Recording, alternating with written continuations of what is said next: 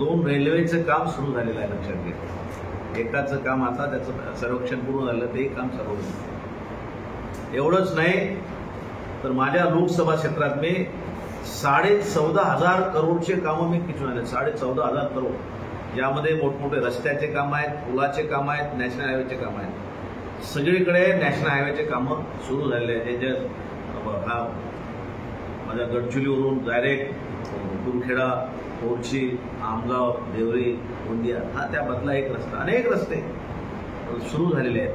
जिथं फॉरेस्टची अडचण होती तिथं थांबले, पण ते आता फॉरेस्टची अडचण आली दूर केलेली आहे. एवढंच नाही तर 3 जिल्ह्या म्हणून मी मेडिकल कॉलेज मंजूर केलं आहे गडचिरोलीमध्ये.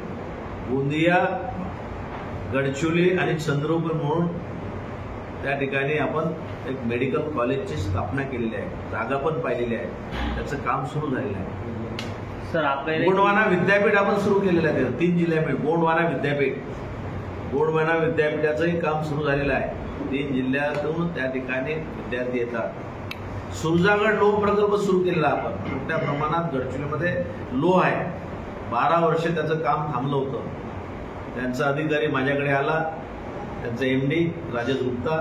मी जेव्हा खासदार झाल्यावर ते म्हणाले की खासदार साहेब मेरा प्लॅन बंद है, आपको मदत करना पडेगा.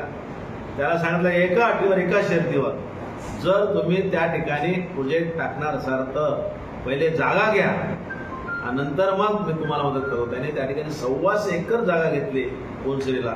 आता त्या ठिकाणी 20,000 कोटीचा प्रोजेक्ट होता. इंटिग्रेटेड प्लॅन देशात नाही असा चांगला इंटिग्रेटेड प्लॅन, स्टील प्लॅन त्या ठिकाणी होत आहे. जवळजवळ 20,000 ते 25,000 बेरोजगार युवक त्या ठिकाणी लागतील. हे महत्वाचं काम मी केलेलं आहे. कृषी महाविद्यालय आपण त्या ठिकाणी निर्माण केलेलं आहे. एअरपोर्ट गडचिरोलीला निर्माण केला, तर 3 जिल्ह्याला त्याचा फायदा होणार आहे.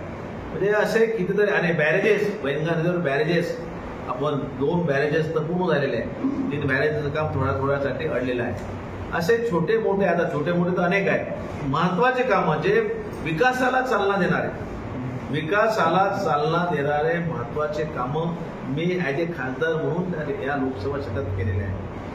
सर आपने नया धोरण ऐसा है कि उसमें समायोजन करना, पर हमने फिर भी जहाँ पे 10 बच्चे, वो भी 10 बच्चे की स्कूल चालू है. आप ऐसा कोई भी, क्या होता है ये भी जैसे मैंने बताया कि फेक नेगेटिव कि लोग विपक्षी लोग फैला रहे कि हम स्कूलें बंद कर रहे हैं, पर आप एक भी स्कूल बंद है ये मुझे बताइए.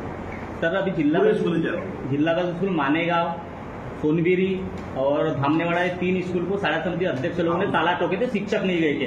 तो सर शिक्षक की नियुक्ति भी हो रही है, शिक्षा भर्ती भी हो रही है, उसके बावजूद वहाँ शिक्षा क्यों नहीं मिल रहा है? क्या हुआ, पदोन्नति और विनियुक्ति बदली, ये दोनों होने के बाद पूरे जिले में ऐसी 40 के आसपास स्कूल थी जहाँ पे ये प्रॉब्लम आया.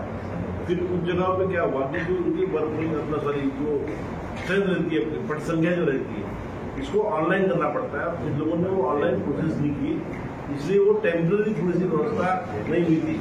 और आपको बता दूं कि हमने 400 शिक्षक नए वाले सरकार के द्वारा अपने जिले को मिले, साथ ही 80 शिक्षक हमने स्वयं सेवक करके जिला परिषद से नियुक्त किए. तो इसलिए ये समस्या कुछ दिन की जरूर है और उसमें आपका हमारा सबका सहयोग रहेगा तो हम प्रॉब्लम दूर करेंगे.